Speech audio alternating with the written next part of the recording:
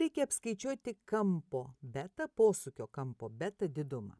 Mes galime tiesiog galvoti taip. Prisimink, sukantis šia kryptim, kampai neigiami, sukantis šia kryptim, kampai teigiami. Tai jeigu mes turime pasirenkamus atsakymus, galima tiesiog galvoti. Čia būtų -90, -180 ir dar truputėlis.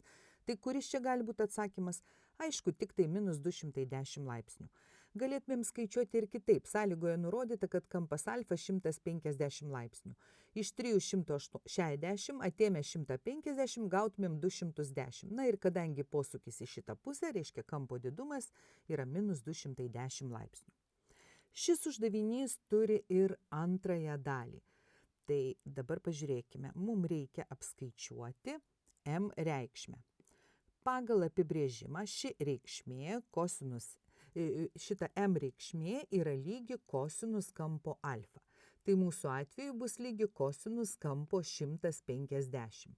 Lygus skaičiuotuvu apskaičiuojame minus šaknis iš 3 dalinta iš 2. Reiškia atsakymas vėlgi C. Uždavinys išspręstas.